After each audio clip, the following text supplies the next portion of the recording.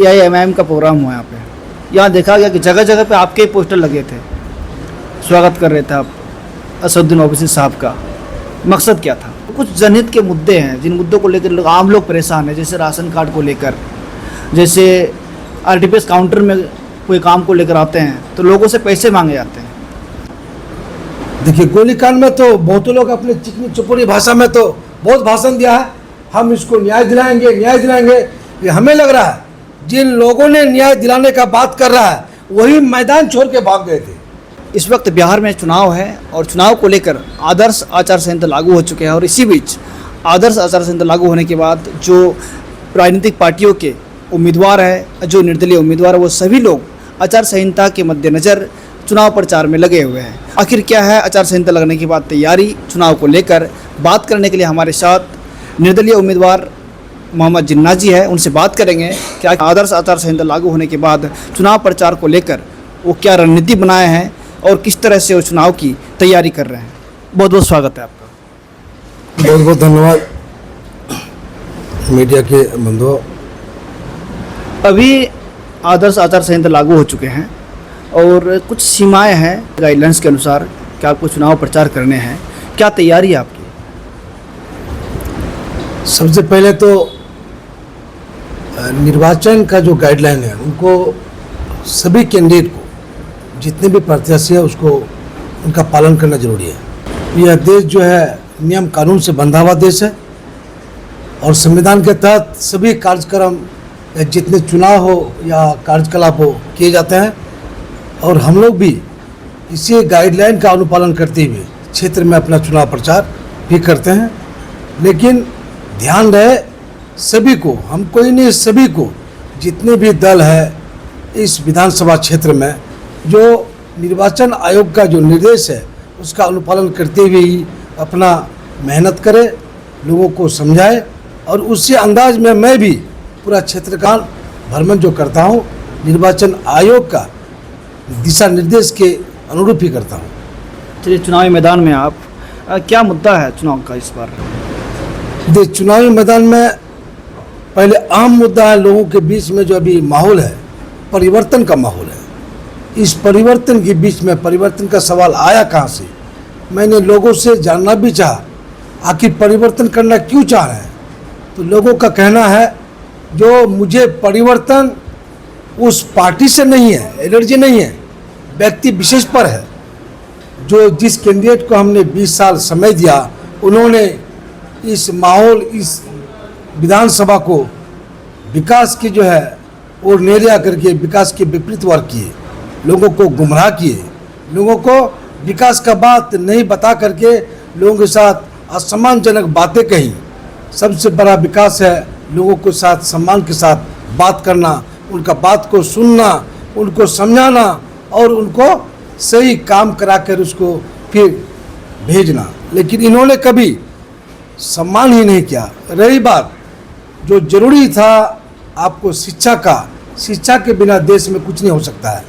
यही देश नहीं है, जितने सारे वर्ल्ड है, हम वर्ल्ड का भी बात करते हैं, शिक्षा के बिना सब अधूरा है। जिस समय यह विधायक बने थे उस समय से लेकर अब तक इनका कहीं भी कोई भी प्रोग्राम में यह वर्ड नहीं सुना गया है जो शिक्षा का कमी है।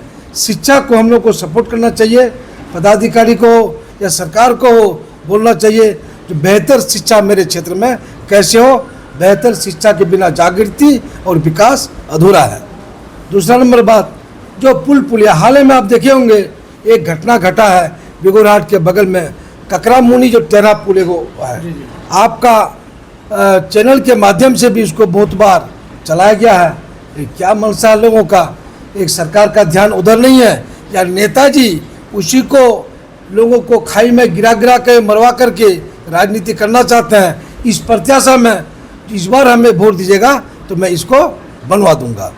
लेकिन हमको 2017 में जो प्रलयकारी बाढ़ आया, वो प्रलयकारी बाढ़ के बाद बहुत सारा रिपोर्ट उनके माध्यम से बहुत जगह वो फनकार मारे जो हमने गवर्नमेंट को इसका जानकारी दे दिया है। लेकिन हमें लग रहा है यह फोकसबाजी जनता को गुमराह करते हुए यह सरकार को नहीं दे करके। तीसरा नंबर बात है आपका अच्छा हॉस्पिटल। अभी देखिए चापाकोर के लोग, हरना के लोग हल्द्वानी के लोग बहुत दूर से आते हैं। यह बहुतों बार सवाल उठाए, दिखावा का हो या जैसे हो, सवाल उठा करके कभी इन्होंने अंजाम तक पहुंचाने का काम नहीं किया। जैसे कि प्रखंड आबादपुर में एक प्रखंड का उन्होंने एक बार सवाल उठाए, लेकिन काम क्यों नहीं हुआ? जब से वो विधायक बना है, प्रखंड एक को बनना चाहिए कहाँ? आबादपुर में, लेकिन बनना ही चाहिए, अब तक नहीं बना। हमें लग रहा है कि यह लोगों को प्रखंड का आशा प्रत्याशा दे करके लोगों से वोट लेने का काम किया है। इसका वोट लेने का मनसा ही, इसका इरादा जो है गलत है, खराब है, इसलिए आज तक प्रखंड नहीं बना। अगर इनका मनसा सही होता तो एक प्रखंड बनाना एक विधायक के लिए और सरकार के लिए ये मामूली सी बात है। आप लोगों के बीच जा रहे हैं, जो महत्वपूर्ण समस्या लोगों की है, जो बिल्कुल मूलभूत समस्या हो, ऐसी कोई समस्या बताइए बलरामपुर विधानसभा क्षेत्र के लिए, जिसे आप चुनाव जीत कर आने के बाद दूर करेंगे।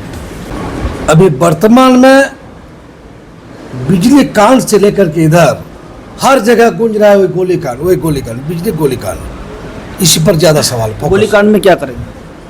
देखिए, गोलीकांड में तो बहुत लोग अपने चिकनी चुपड़ी भाषा में तो बहुत भाषण दिया है, हम इसको न्याय दिलाएंगे, न्याय दिलाएंगे। ये हमें लग रहा है जिन लोगों ने न्याय दिलाने का बात कर रहा है वही मैदान छोड़ के भाग गए थे। न्याय दिलाने वाले ही मैदान छोड़ के भाग गए थे। और मैं उम्मीद करता हूँ, मुझे अगर जनता मौका दिया इस बार तो मैं उसको न्याय दिलाने का काम करूँगा। और कहीं कहीं सवाल हम लोग पर भी उठाया है कि आप कहाँ थे गोली कांड के दिन? मैं इस जगह नहीं, मैं दिल्ली में था। आके पता किया, पता चला जो यहाँ पर गोली कांड हो चुका है। मैंने अपने स्तर से जहाँ तक हुआ प्रखंड स्तर से लोगों से मिला, उसका दुखद घड़ी में खरा उतरने का काम किया और आश्वस्त कराया। लेकिन ये राजनीतिक माहौल में बहुत सारे लोग बरगला करके लोगों को खामोश करने का भी काम किया है। इस वजह से उसको अब तक न्याय नहीं मिला है। और हमें उम्मीद है कि अगर लोग हमें मौका देती है तो मैं उसे इसका चैप्टर क्लोज नहीं हुआ, इसको न्याय दिलाने का काम करेंगे। लोग ये भी कह रहे हैं कि आप प्रखंड प्रमुख का प्रतिनिधित्व कर रहे हैं और बारसोई में हैं, तो कुछ जनहित के मुद्दे हैं जिन मुद्दों को लेकर आम लोग परेशान हैं, जैसे राशन कार्ड को लेकर, जैसे आरटीपीएस काउंटर में कोई काम को लेकर आते हैं तो लोगों से पैसे मांगे जाते हैं। इसमें कोई दोहराई नहीं हो सकता है, लेकिन हम डेली ऑफिस करते हैं, आप लोग ये मालूम होगा। मैं डेली आता हूँ, एक प्रमुख का डेली ऑफिस आना ना आना बराबर है, लेकिन मैं इसलिए आता हूँ कि मेरे द्वारा कुछ लोगों को मदद मिले। यानी कि अब तक हमें लग रहा है कि मेरे पास जितना भी जन समस्या आया है, मैं कोशिश किया हूँ उसका जन समस्या को समाधान करने का।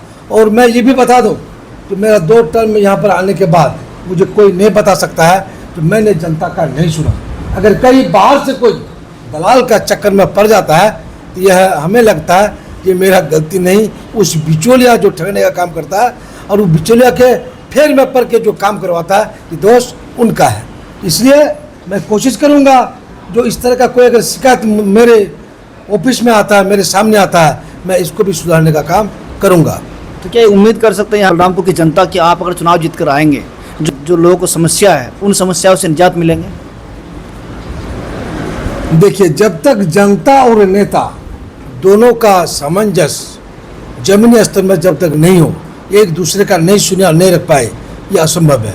नेता ही कारगर नहीं है, जनता को भी जगाना होगा और जनता के बीच में बात को रख करके सभी मुद्दों को उठाना होगा और बैठ करके एक रास्ता निकालना होगा, तभी इसका समाधान बेहतर ढंग से हो सकता है। मैं उम्मीद करता हूँ कि मुझे अगर मौका मिला तो मैं जनता के बीच में जाकर बताने का भी काम करूँगा और उसको लेकर के इसका समाधान भी करने का काम करूँगा। चलिए, एक आखिरी सवाल। अभी कुछ दिन पहले AIMIM का प्रोग्राम हुआ यहाँ पे, यहाँ देखा गया कि जगह जगह पे आपके पोस्टर लगे थे, स्वागत कर रहे थे आप असदुद्दीन ओवैसी साहब का। मकसद क्या था? देखिए, सच्चाई ये है, जो कोई भी पॉलिटिकल फिगर का जो बड़े लीडर मेरे क्षेत्र में आते हैं तो कोई भी लीडर उसका स्वागत कर सकते हैं, इस्तकबाल कर सकते हैं। इसमें ऐसा कोई नहीं है कि मेरे लेवल का, मेरे पार्टी का लोग आएंगे, अगर इंडिया गठबंधन का भी लोग आएंगे, ये मेरा ब्लॉक है, मेरा प्रखंड है, तो मुझे वैसे लीडर का जो देश के बारे में, क्षेत्र के बारे में अच्छा विचार रखता हो तो उसका हम स्वागत कर सकते हैं। मैंने उसका इस अंदाज में उसका स्वागत किया है, उसका इस्तकबाल किया है। हाँ, कहीं ना कहीं माहौल में है ये बात, पूरे क्षेत्र में ये बात है। जनता का जो सोच है, जो माहौल है, मैं उस माहौल का कदर करता हूँ अगर मुझे टिकट मिला उस पार्टी से, और मैं छिपाने का बात क्या, मैं दावा भी पेश किया हूँ, दावा के तहत मैं चुनाव लड़ने का तैयारी में हूँ। अब देखिए आला कमान का जो निर्णय है सबको मानना होगा। यदि टिकट नहीं मिलता है तो फिर ये बात क्लियर है, मैं पहले भी चुनाव लड़ चुका हूँ। 2020 में ही मेरा तैयारी था, उस समय पार्टी के लोग, बहुत सारे पार्टी के लोग चुनाव नहीं लड़े, मैदान छोड़ के चले गए। लेकिन ये महागठबंधन के लहर में भी मैं 18-20 दिन का बारसोई का चर्चित जाना पहचाना डॉक्टर कुर्बान अली द्वारा संचालित अतीक आई केयर सेंटर, जो पहले पीडब्ल्यूडी मैदान के सामने रास चौक बारसोई में चल रहा था, जो अब अपना स्थान परिवर्तन कर बारसोई आबादपुर रोड गैस गोदाम के नज़दीक रास चौक बारसोई से सेवा देंगे, जहां पूर्व के भांति अच्छे डॉक्टरों व अत्याधुनिक मशीनों से आंखों का इलाज करेंगे।